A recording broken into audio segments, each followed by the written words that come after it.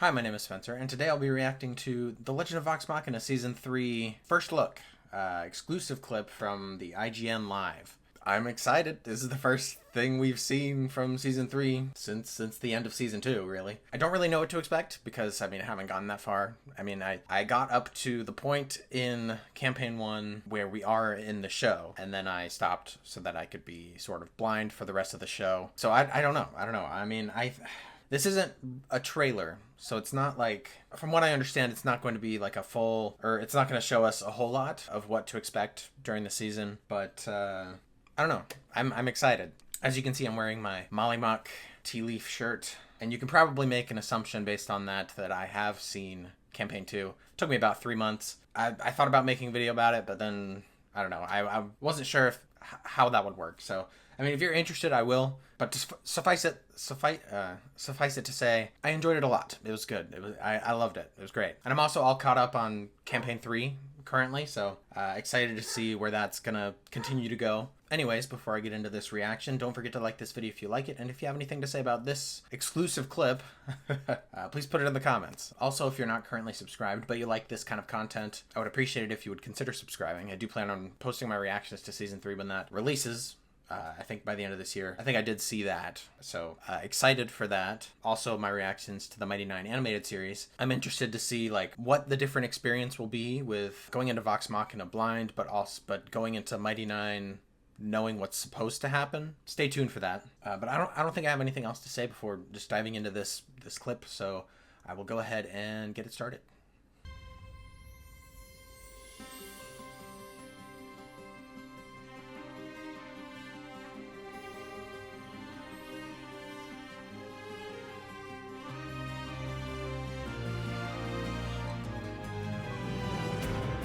Okay, Raven Queen. Okay, it's got a little bit of a recap, I think.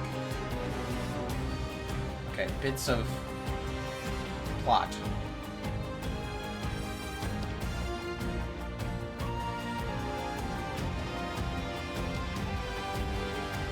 Huh.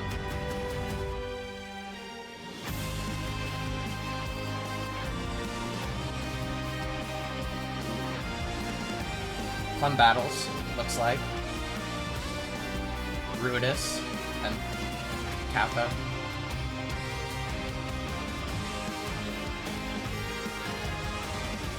Thordak.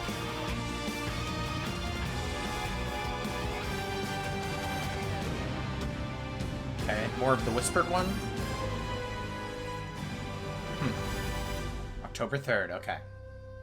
Oh, I'm so excited. I'm so excited.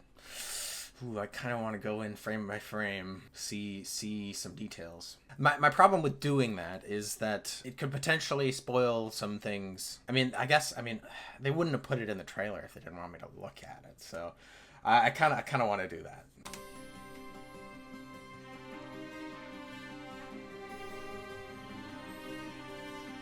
Okay, starting off with the group as we know it.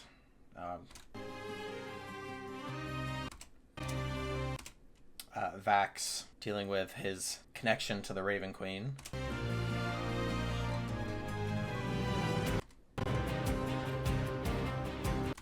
Percy burning his gun blueprints. Is that something that's already happened, or is that something that's going to happen in the show, like in Season 3? I don't remember that being a thing, but it seems like that's something that would have already happened if it's connected to the demon that was inhabiting him. And it's not like he's never going to build a gun again, so I don't know.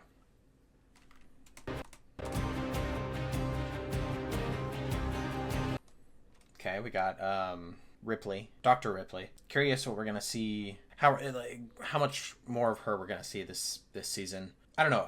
In the last season it was revealed to us, the audience, not to the characters, the main characters, that she is working behind the scenes trying to, I don't know, get things to happen a certain way. I don't know what her motive. I don't know what her end goal is. She was working with Umbrasyl, right?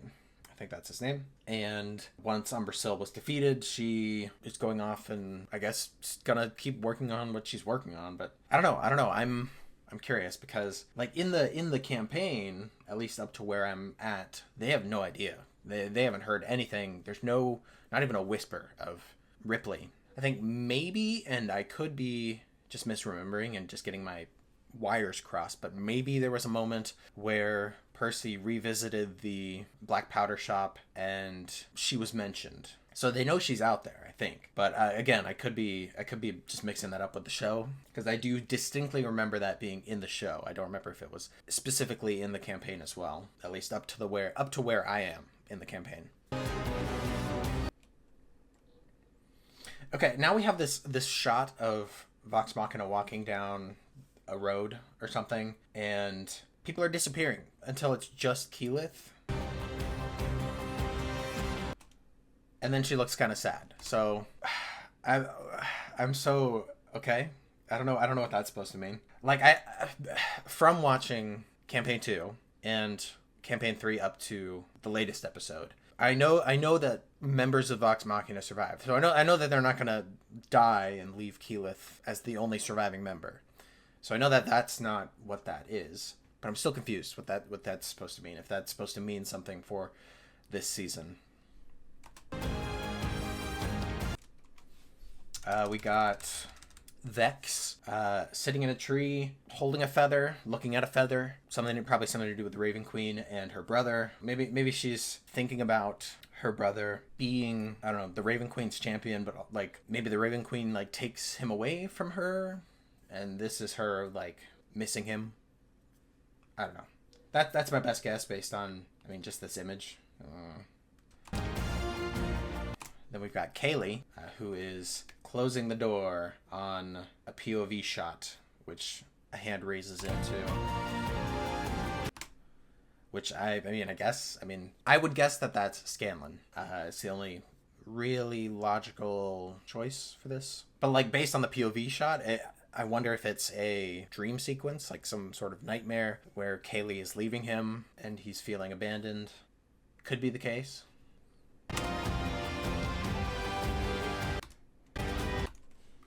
Okay, then we've got another sort of group shot here. At least Vex, Grog, and Scanlan are wielding their Vestiges. Like I said at the end of last season, I don't know if everyone's going to get a Vestige. It's quite possible that Keyleth will get a Vestige. Maybe this staff that she's holding is a Vestige. I don't know about Pike getting a Vestige, but Percy's got his gun, so there's that. I mean, there's nothing else discernible from this scene that I can tell.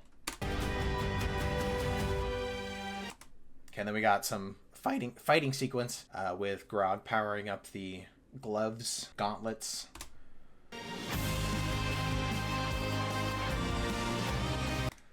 they're fighting these dog-like creatures. You know, it makes me think. Recently, I did see it was like a TikTok talking about the history of like kobolds and how they used to be more dog presenting. I wonder if, I mean, I don't know if this specifically would be something connected to that, but I think it'd be cool if they, instead of using like a kobold, they, at least a modern kobold from D&D, if they used like a more dog presenting kobold.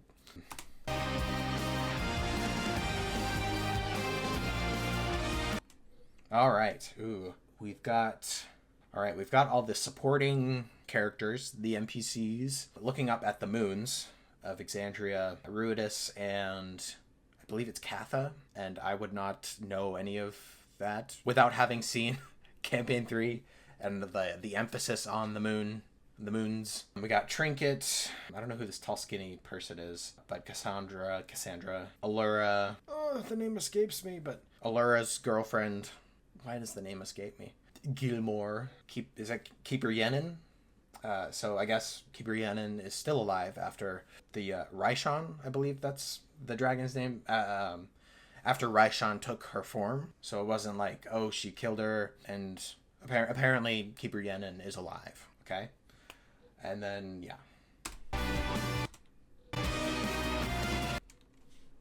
Let's go back for a second. Yeah, I don't know who this skinny person is, like, on the far right. And then the people behind, Allura, Gilmore, and Yenin. No idea. But we love Trinket. Love to see him. Some more badass fighting. Okay, Okay, and then teasing the battle against Thordak and the rest of the Conclave. That's exciting. I wonder if Lance Reddick was able to record any more before he passed, or if they're just totally recasting him for this season. I mean, I'm sure they know what they're doing in terms of casting, so I'm not worried that they're gonna pick someone bad for the role. It's just a shame that Lance Reddick passed away, and I hope that he was able to record some lines for this, but I guess we won't find out until we get there.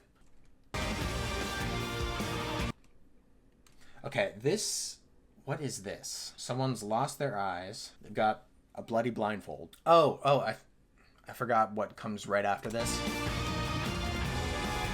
The hands around the floating ball of death, floating sphere of death. So my guess is something to do with the Whispered One. I don't know.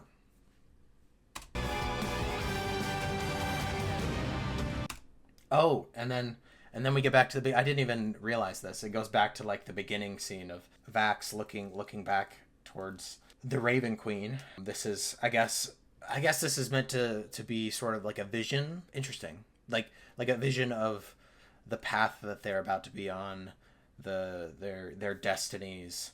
I don't know.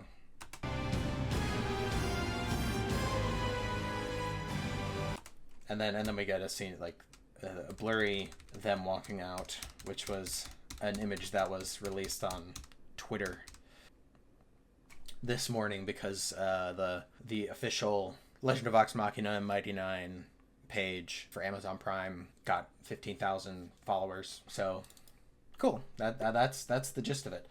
I'm very excited. I loved hearing the music here. I'm a big fan of the music of the show. I have both of these on vinyl, which is fun. Love having that. I look forward to the music of season 3 and beyond. I hope we get some more Scanlan jams. Yeah, I mean, don't know what else to say.